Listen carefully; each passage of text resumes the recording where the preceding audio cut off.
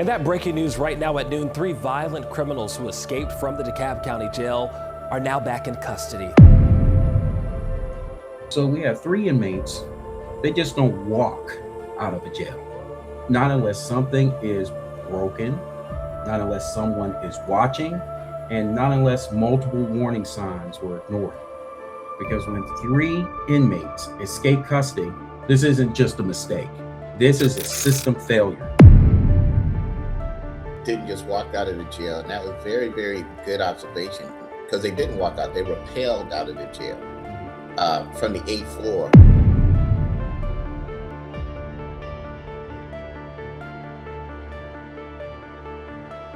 Different charges, different backgrounds, one violent history, yet they leave together immediately. As a state investigator, this wasn't just random, this was impulsive. This required time, opportunity, and more importantly, blind spots.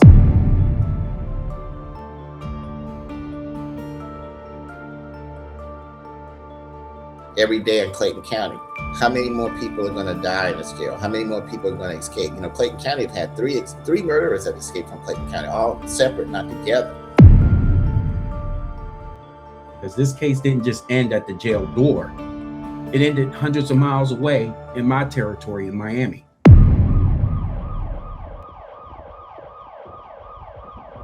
HillOfJustice is sponsored and produced by Jermaine Delmas Studios.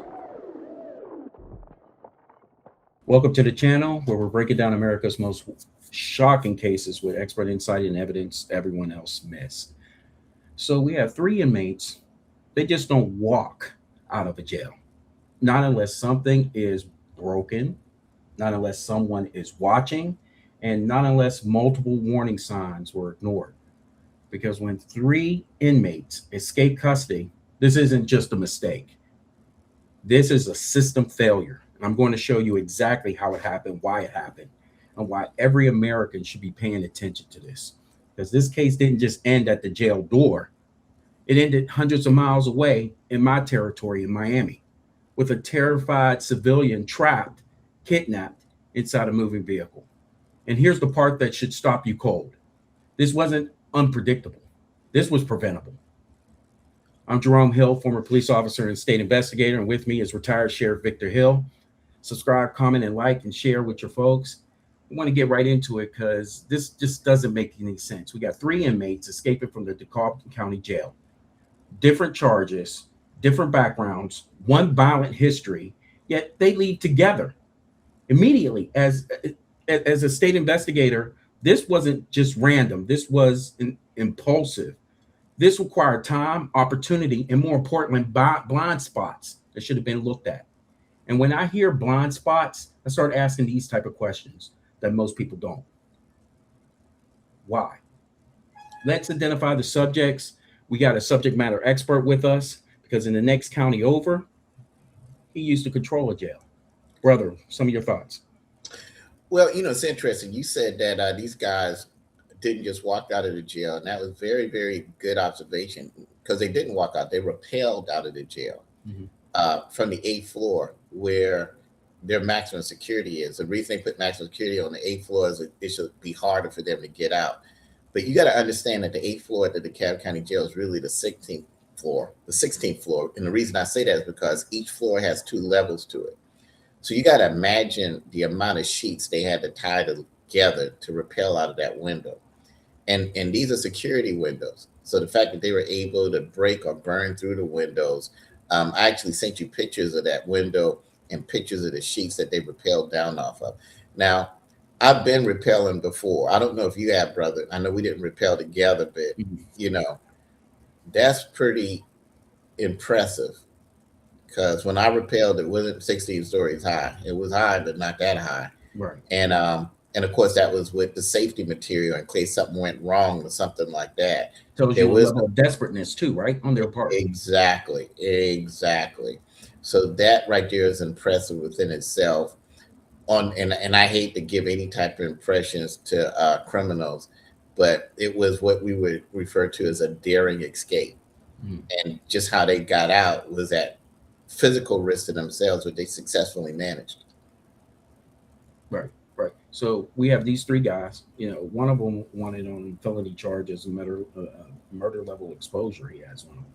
One, Yeah. robbery. Come on. Let me just say that one of them not only committed murder, but he actually kidnapped and sexually assaulted a couple. So that meant he just didn't sexually assault the woman; he sexually assaulted the man. Mm-hmm. And I hadn't heard of that since Romero with the Night Stalker, where he assaulted a married couple and actually killed the woman, and the male survived, but he actually raped both of them. So that goes to show you the level of violence and how dangerous these guys are. Right. And that's why I always ran my jail very, very strict. Let me tell you something that's very interesting about this case I want us to get into. And I spoke about this on my social media.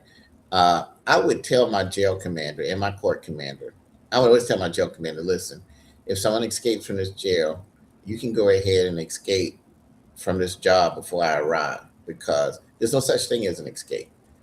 People let people out of jail.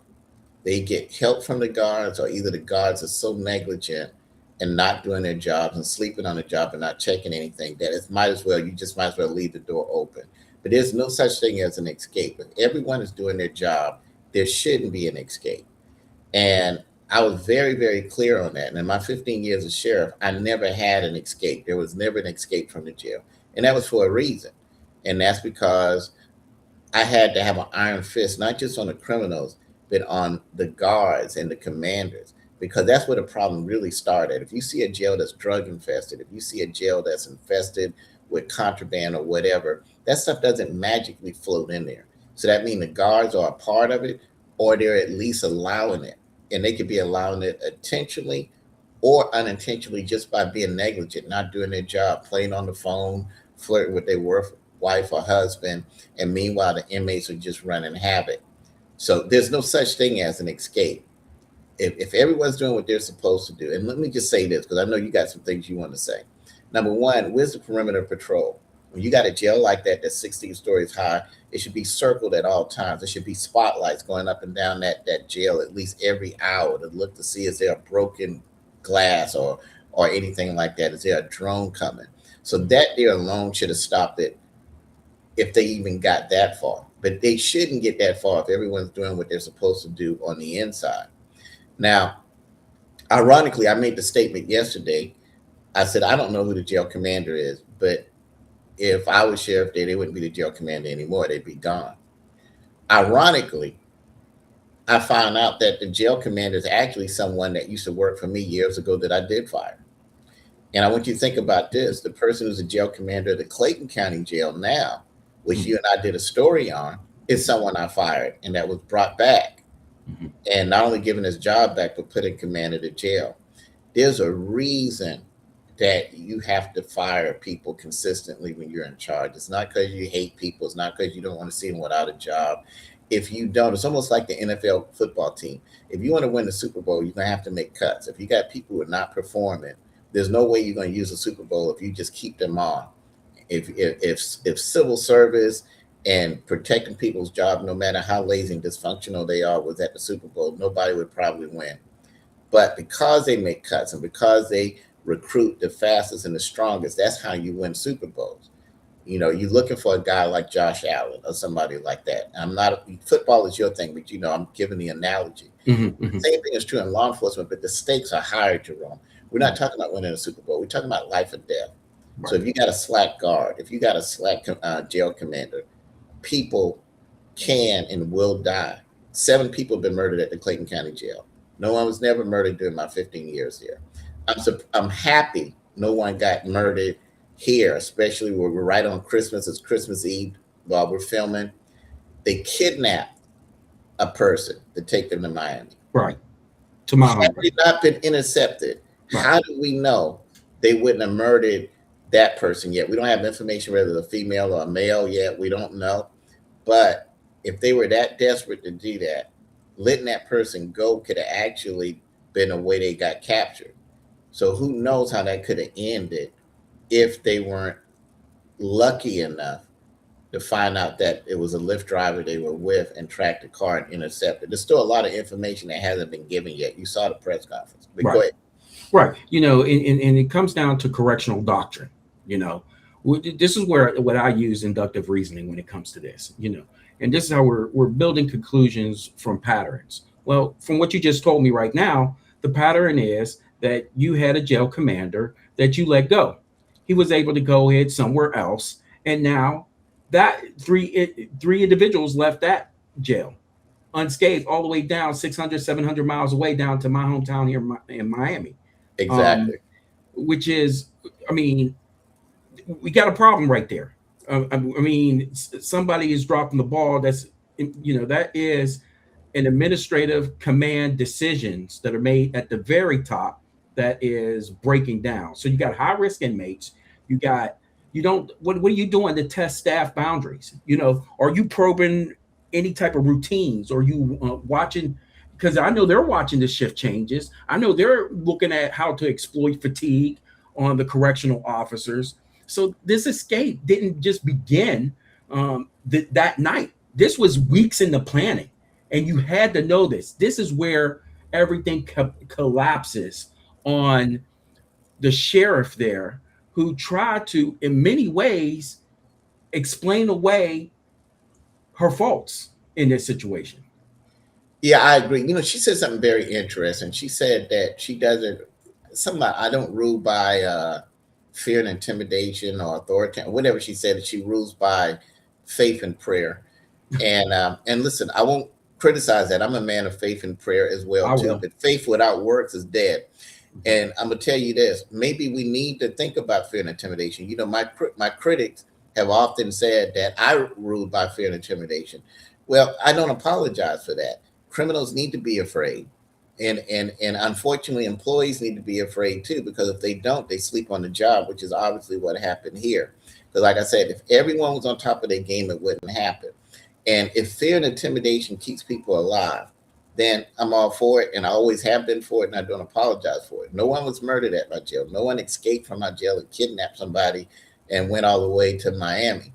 So people have to know and be held accountable. If you're not making these hourly checks, if you're not driving around this jail checking with the spotlight, if you're not constantly walking in these cells to make sure there's no writings on the wall, to make sure the inmates aren't dead or whatever like that from natural causes, if you're not on your game, you're out of here.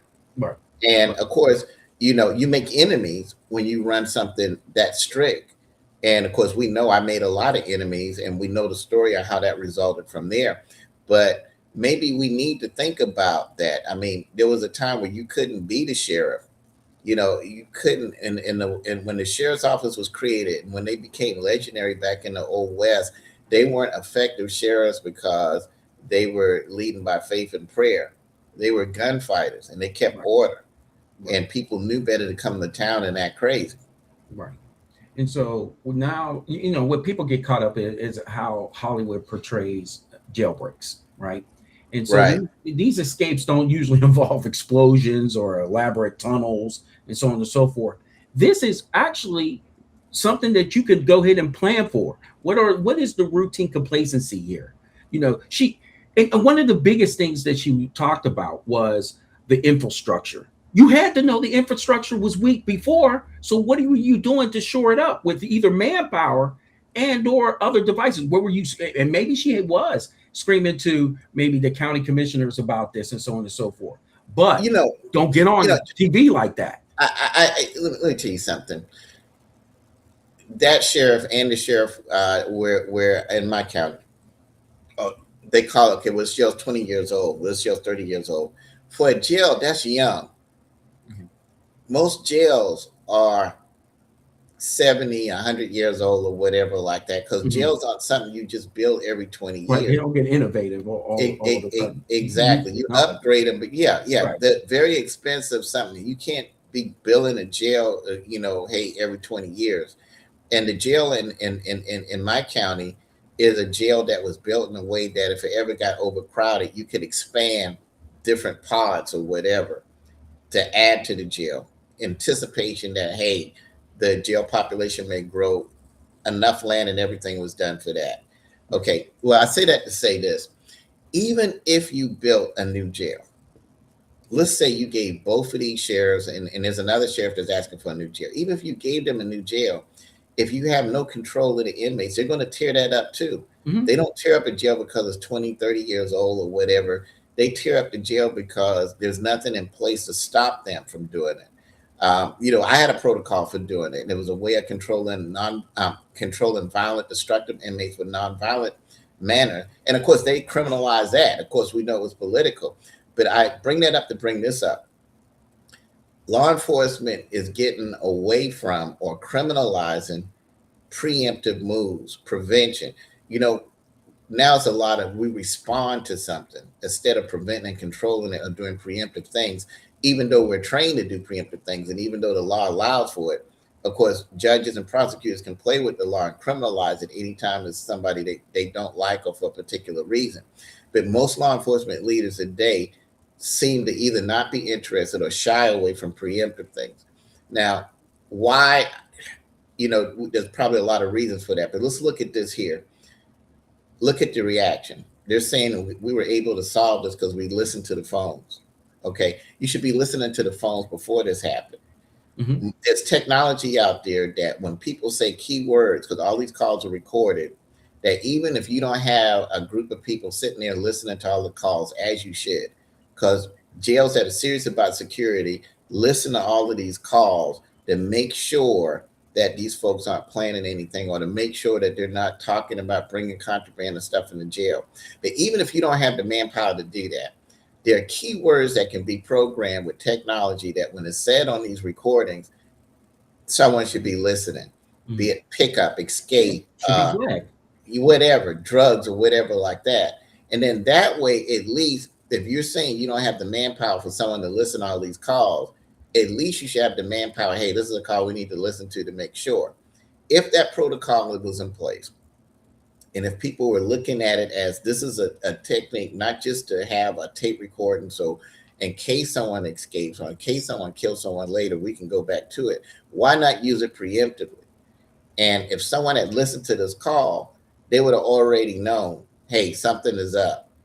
Right. We need to have, because you got a guy on the phone saying, pick me up at this particular time. Well, that might be a good time to have these, whether you want them undercover or marked out there surrounding the jail. Like, who's getting ready to come here? That might be a good time to be riding around with a spotlight to see what's going on. Is there a drone coming? And we got to look out for this stuff because, the technology out there now is not just drones. They actually have drones that can fly people now. Mhm. And I'm sure that's something SWAT teams are going to go to because think about it, that would be a hell of a way for them to do an entry on a rooftop if they actually had drones that could carry individuals up there as opposed to having to come with a helicopter. All of that is out there now. Yeah. The FBI has this custodial risk assessment model, right? And a couple things that they do mention is about high risk escapees. And the two big things is routine movement and low attention periods. That's law enforcement science. That shouldn't be given a press conference and talking about it in hindsight. And so this is what was missed. And so now the question becomes, what conditions inside this jail allow 3 inmates to move undetected and almost like a cartoon characters who reel themselves down like Wile E. Coyote down to the ground? Well, let me say this. I can tell you what it is. And it's not just at DeKalb County. It's at Clayton County. It's at a lot of agencies now. The focus is not really on crime detection, escape detection. A lot of law enforcement leaders, they're more focused on community policing. There's 2 things I've noticed that if these 2 things are one or in a county, you're going to see out of control crime. The first thing is lawfare. Okay, any county that has lawfare where you got the DA and officials working on, hey, let's lock up as many celebrities and politicians as we can, you see high crime rate because they're not really concentrating on guys like the ones that came out of here. They're trying to concentrate on something that can get them on TV. The other thing is this new form of community policing.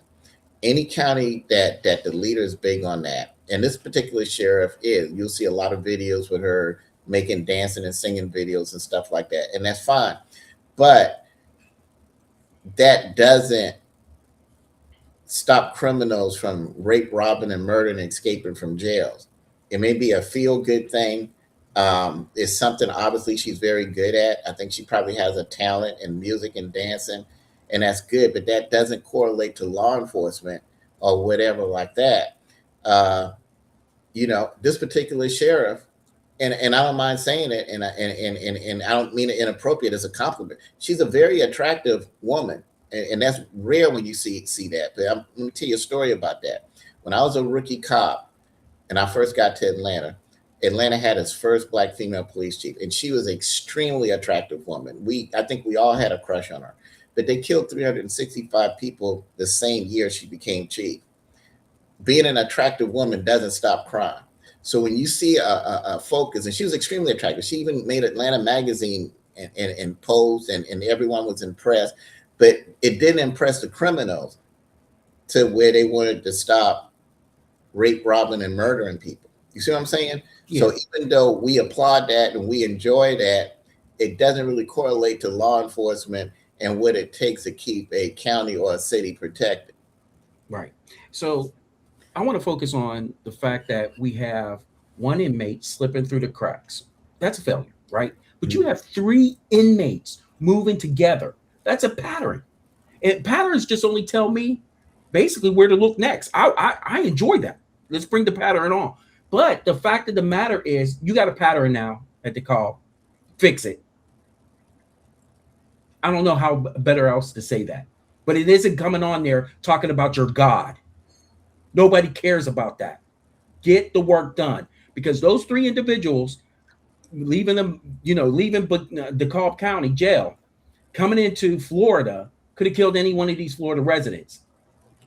Yeah, I got you. Well, at least balance it out. I mean, we thank God that they got caught before they killed the Lyft driver, and who knows how many people would have got killed or raped or robbed if they got whatever. But again, like I said, I'm a man of faith. Faith without works is dead. I pray, but I also got to get out and patrol the streets. I got to walk the jail and make sure people are doing what they're supposed to do. And unfortunately, I have to fire people that I know are a danger to this facility, and some of them have to be fired just because they're slack. And like I said, it's a difference. I like to look at recruiting a team the same way an NFL coach or recruiter does, but if the stakes are higher, we're talking about people dying.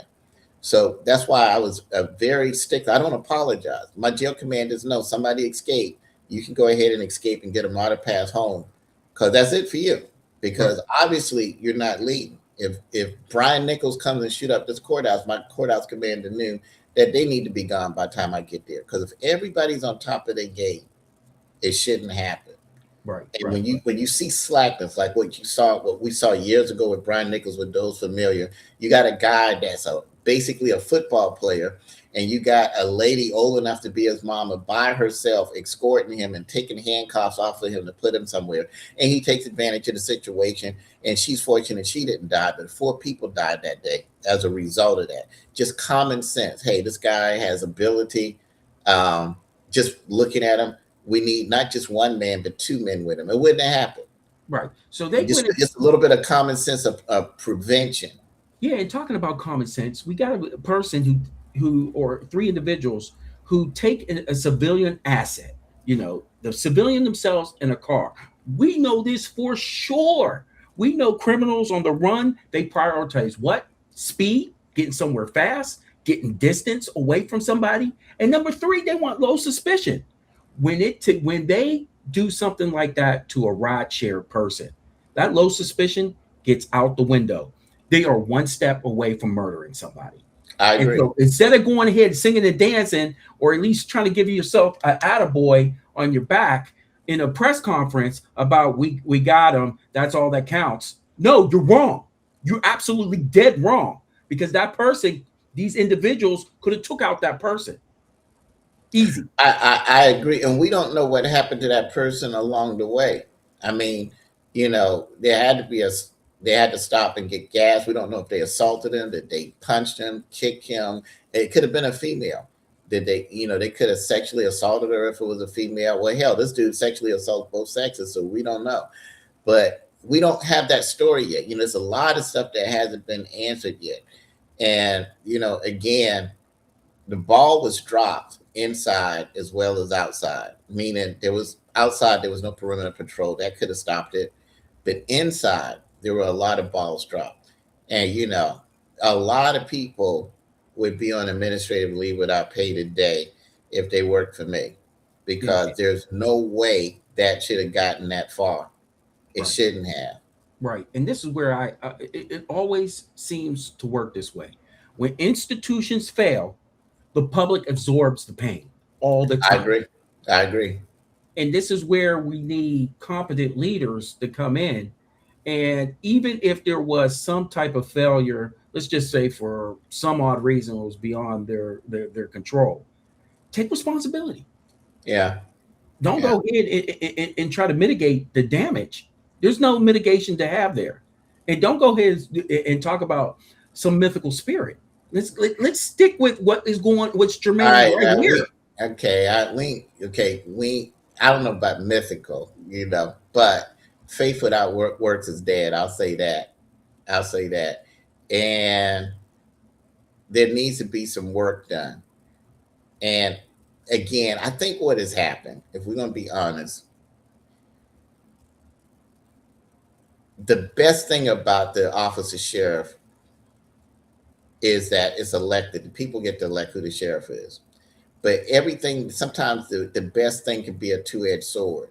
Like I said, back in the West, we elected people like Bat Madison and Pat Jarvis and Wild Bill Hitchcock, because they knew that, hey, we need to elect somebody strong enough to confront the bad guys and run them out of town.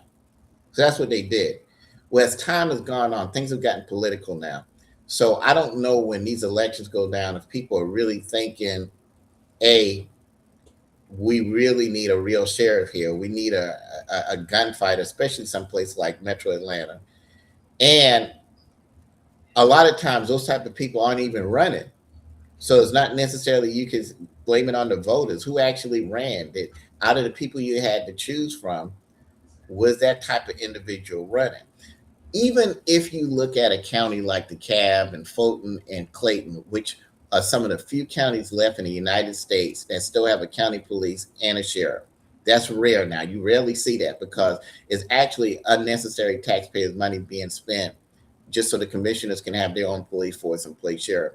But even if you got that, the sheriff is still a serious job. Even if the sheriff only ran the jail and served warrants, like people said in that particular jurisdiction, which is not true. The law didn't change. It's just that those particular jurisdictions created extra police force. It's still a job that requires a lot of strength and ruthlessness. You're housing a jail. So imagine it's a city full of robbers, murderers, rapists, child molesters, or whatever. You're housing killers. You can't be soft and do that. Because if you don't, they're going to take over. And that's been proven in Clayton and DeKalb and Fulton. Number two, you got to go serve warrants. Those warrants go from everything from a bad check to rape, robbery, and murder. So the mission hasn't changed. The sheriff still has to go and hunt for dangerous fugitives, even in counties where there's a county police that may take over the patrol function. So it's a hardcore job. It's not for the weak and the timid. I'm not saying they're weak and timid, but what I'm saying is they may have to concentrate more on the actual job, hunting criminals, making sure that they're not escaping and killing each other. That's not a job. I mean, there's more to it. I mean, dancing and singing is fun. Car shows is fun, but that's not what that job was intended for. That star badge was intended for guys who are manhunters and guys who can keep those guys in control. Once this case became an interstate case, we know that the response shifted, and maybe that's for the best, because that's where the U.S. Marshals, state investigators, and also the federal resources enter the picture. And that's when you could get all into the license plate readers, behavioral tracking, all types of financial footprint analysis. We need to be thanking those individuals and also those resources to help DeKalb, because really we're not talking about three individuals that were running around in the parking lot for 10 minutes and then you captured them right there. They went a state over all the way. And if you know anything about Florida, that state is very long from north to south. They're in Miami. Come on. I agree. there's a lot going on here in Metro Atlanta, and a lot of it. I mean, last night in my county, they stole a marked police car, not unmarked, a marked sheriff's car. And here in the metro area, all the sheriffs have their names on the car. And I can assure you, the 15 years I was sheriff, nobody dreamed about stealing a car with my name on it. And there's a reason for that. And I don't apologize for that. But I'm bringing this up not to brag or not to say, hey, I'm better than thou, or I told you so. What I'm telling you is there's a loss of control in this metro area right now, a loss of respect and fear for law enforcement. And that equals not just officers getting ready to get hurt and injured when you start seeing this pattern, but if they can't control it and they can get hurt behind this, the general public is a soft target. Right. And that's what happened in this escape. Right. A Lyft driver doing their job ended up kidnapped and taken all the way to Miami because somebody didn't do their job, didn't rule that jail with an iron fist, wasn't on top of what they were supposed to do, which I said, unfortunately, I didn't know who the jail commander is, and he's someone I fired many, many years ago. That's what we got to worry about, because once they start disrespecting law enforcement or they have no fear of authority, then they wreak havoc on the public. And that's what we're seeing. And when we present this image of, dancing, singing, car shows, crying on TV or whatever, this is what we get.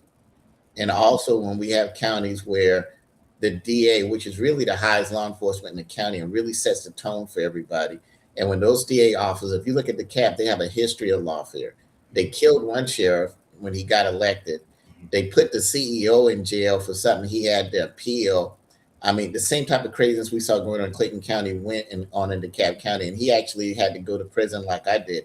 And when you see DA's officers more concentrating on stuff like that, it's a sign for criminals. Hey, let them do all of that while we rape, rob, and murder and escape from the jail and everything else. And that's what we see going on in Clayton, DeKalb, and Fulton, which are the three major metro counties in the Atlanta area. Right. So we got all three inmates are back in custody. But custody isn't the end of this story, because the same conditions that allowed this escape exist in jails all across the country right now. Poor management, infrastructure collapsing, and so on and so forth.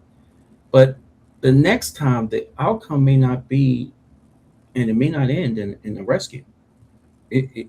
It may be much more diabolical than that. And this is where competency comes in. Or you need to hire a PR firm. It's deeper than a PR firm, because, really, it's deeper than a PR firm. There's no way to PR folks not doing their job and people escaping and kidnapping people. There's deeper than that. What I didn't hear at the press conference is who's responsible, who's getting fired, whose foot is being held to the fire. So basically, if that doesn't happen, that's a green light. When people work somewhere and they know that if something happens, just do better next time. It doesn't put the pressure there. I mean, that's like, you're the football guy. I mean, that's just like a coach saying, we got beat 50-0, but that's okay. Just try a little better next time. Yeah, there's got to be more push-ups. We're going to have to run. If we were running 10 miles, we're getting ready to run 25 miles. That's the only way to do that. And somebody has to come in that has to do that. Obviously, the jail commander is not, because if he could and he would already be doing it. And so unless that change, unless there's some type of leadership to come in and say, okay, we're going to turn this jail around. This is what's going to happen. And we're going to whip people into shape. And everyone that's supposed to be in jail is going to be in the jail, and we're going to do this, this, and that. That situation is going to go on, because we didn't hear that. So the question we've got to ask now is the same question that we ask about every day in Clayton County. How many more people are going to die in this jail? How many more people are going to escape? Clayton County have had three murderers that escaped from Clayton County, all separate, not together. But that's what we got to ask. How much more is going to happen? Right. So now we have something that, when we take a look at scenario being minor, can always end up in some sort of bloodshed, you know. And there were signs, there were very early warning signs that appeared. And yet you can't tell me that this is the way, this is the path of how to run an institution like a correctional facility. I'm glad you said that. I'm going to say this in conclusion. Some of the early signs, just like you can see early signs on the streets when you know things are getting ready to get out of control, like what we had happen here Christmas Eve, stealing a marked police car from the sheriff's office. But let me tell you something else, like what you can tell early sign in the jail as far as things going to be out of control. And it doesn't come from the inmates, it comes from the employees. Accidental release or so-called accidental retention, meaning, hey, we let this guy out of the jail. We weren't supposed to, but we're going to do it. And then people, oh, okay, that's okay. Go and get him. Okay, well, that's cool up until you let a serial killer out or whatever like that. It was only when I said, okay, you accidentally release someone from this jail, I'm going to accidentally release you from your job, that stopped. Hey, let's put the things we're dealing with people's lives, and you may let the wrong person out and something may happen. But then we also had to reverse it. There were people who were supposed to get out, let's say hypothetically Christmas Eve, and didn't get out until next year, January 2nd. Okay, that's not a minor mistake. Okay, well, just a minor mistake. He just had to stay a few extra days. That's a few extra days he could have found a job. That's a few extra days he could have been with his family or whatever. So it's only when I said, okay, for every day this person stays in jail, he's not supposed to be here, you're going to be suspended. So this guy stayed 7 extra days in jail, you're going to be 7 days suspended without pay. But that's basically what you did to this man's life. That's what it took. It's easy to sit around and say, hey, when you leave, it has to be a win-win situation. And people got to buy into your mission. That's not human nature. That sounds good in a perfect world. The truth of the matter is the horse that goes to the water, you can't say we can't make him drink. If you're a real leader, you either force feed the water to him or you get an IV, because the horse has to be hydrated or it'll collapse before you get across the desert. If you don't have that type of mentality as a leader, you're going to get the craziness that we saw happen there, and people are going to start getting injured and killed, as we saw that's going on in Clayton County. Correct. So that's how we'll go ahead and end the show. We're taking a look at the algorithms. Many of you are watching, but you're not subscribing. Please go ahead and subscribe. It's free. Like and comment and share this very important episode. From our families to yours, happy holidays. We'll see everyone later.